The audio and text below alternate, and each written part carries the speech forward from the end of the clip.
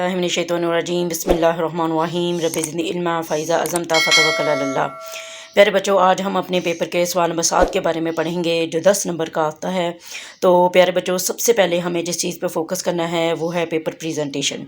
Paper presentation आपकी ज़बरदस्त होनी चाहिए, गुड लुकिंग होनी चाहिए, राइटिंग आपकी नीट एंड क्लीन होनी चाहिए और आपने मुकम्मल तौर पर कटिंग से परहेज़ करना है और प्यारी सी स्केल के साथ मार्जिन लाइन लगानी है और उसके बाद आपने इस क्वेश्चन को अटैम्प्ट करना है। तो प्यारे बच्चों, सबसे पहले मैं आपको ख़त के अज्ज़ा के बारे में बताऊंगी। तो ख़त के कुल टोटल अज्ज़ा होते हैं 5 और इन्हीं 5 जो हैं अज्ज़ा, इन्हीं की तरतीब से आपके इस क्वेश्चन के जो मार्क्स हैं वो लगाए जाते हैं, उनको तरतीब दिया जाता है।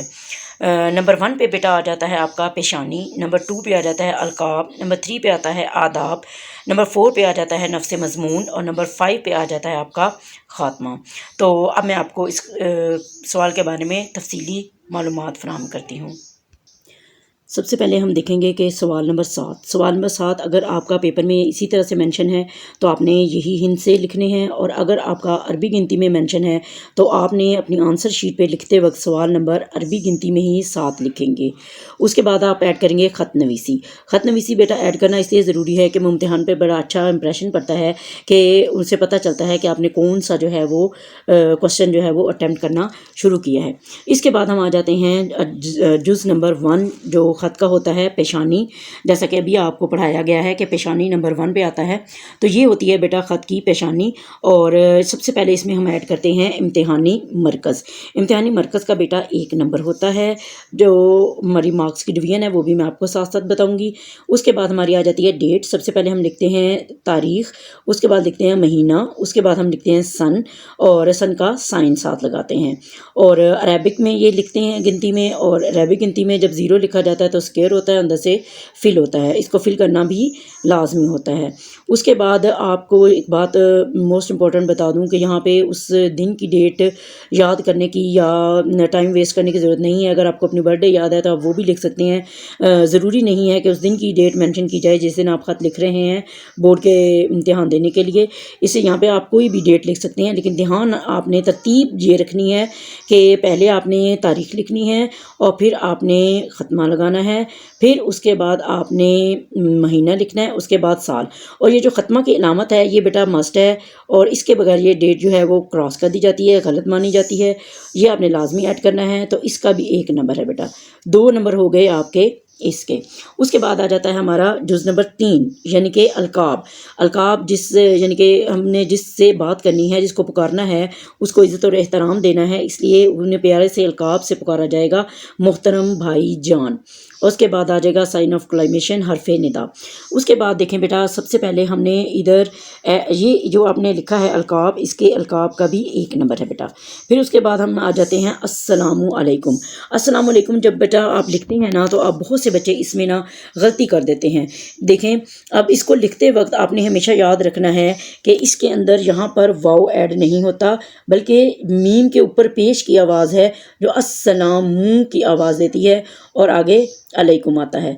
तो इसके ऊपर आप शद लगाएं, अस्सलामु अलैकुम, इसको प्रॉपर लिखें और इसका भी 1 नंबर है।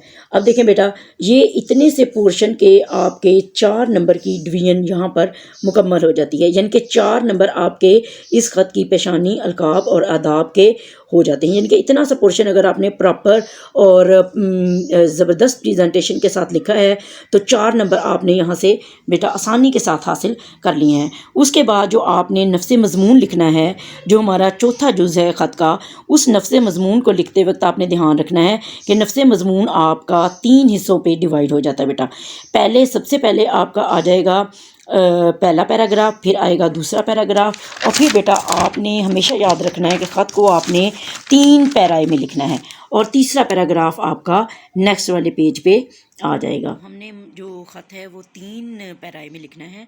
पहला पैरा जो है वो कहलाता है तमहीदी कलमा, जिससे हमने शुरू करना है कि आपका क्या हाल चाल है, आपका ख़त मिला है, और इस किस्म की बातें आ जाएंगी। फिर उसके बाद सेकंड पैराग्राफ में हम नफ्स मज़मून लिखेंगे, जिसमें ये लिखा जाता है कि मकसद क्या है ख़त के लिखने का। और फिर लास्ट पे जो लास्ट पैराग्राफ होता है वो होता है इख्तितामिया, यानी कि हम वहाँ पर इख्तिताम करते हैं कि ये रिज़ल्ट्स निकले हैं और ये इसका सद्देबाब किया जाएगा, और इस तरह से इख्तिताम होता है। और लास्ट पे हम इसका دی اینڈ کرتے ہیں تو وہاں پہ ہم والسلام علیکم آپ کا بھائی یا جس کے نام بھی ہم جس کے لیے بھی خط لکھ رہے ہیں اس سے جو بھی ہمارا رشتہ ہے ہم وہ ظاہر کرتے ہیں، یا آپ کی دعاؤں کا طالب بھی یہاں پہ لکھا جا سکتا ہے، اور لاسٹ میں ہم الف ب جیم لکھتے ہیں۔ اور یہ یاد رکھنا ہے آپ نے بیٹا خط لکھتے وقت کہ جب اس میں کوئی بھی ایڈیشنل چیز آتی ہے، کوئی بھی کوٹیشن یا کوئی بھی حدیث یا کوئی بھی شعر لکھا جاتا ہے تو وہ آپ نے بیٹا مارکر سے پرومیننٹ کر کے لکھنا ہے۔ جیسے یہاں پر ہمارا یہ آ رہا تھا انشاءاللہ، تو ہم نے اس کو پرومیننٹ کیا تاکہ اس سے ایک پیپر پریزنٹیشن میں زبردست سی خوبصورتی آتی ہے اور ایک اچھا امپیکٹ آتا ہے۔ اور خط کی جو آپ کی طوالت ہے بیٹا تو وہ آپ کی 1.5 صفحے کی ہونی چاہیے، جیسا کہ آپ دیکھ رہے ہیں یہاں سے ہمارا فرسٹ پیج سے سٹارٹ ہو رہا ہے اور سیکنڈ پیج کے ہاف پہ ہمارا ختم ہو جاتا ہے۔ جہاں پہ ہمارا کوشچن ختم ہوتا ہے ہم وہاں پہ ختم ہونے کی ایک لائن جو ہے وہ لکیر کھینچتے ہیں تاکہ پتہ چلے کہ یہاں پہ ہمارا کوشچن یہ والا ختم ہو گیا ہے۔ اس کے بعد ہم نیکسٹ کوشچن کی ہیڈنگ دیتے ہیں اور وہ لکھتے ہیں۔ اس طرح بیٹا یہ جو ہمارا نفس مضمون ہے اس کے ٹوٹل 5 نمبر ہوتے ہیں، اور یہ جو ہمارا اختتامیہ ہے جس میں ہم نے مینشن کیا ہے اس کا 1 نمبر ہوتا ہے۔ اس طرح سے ہمارے 10 نمبر کی جو ڈویژن ہے وہ کمپلیٹ ہو جاتی ہے۔ Thank you so much.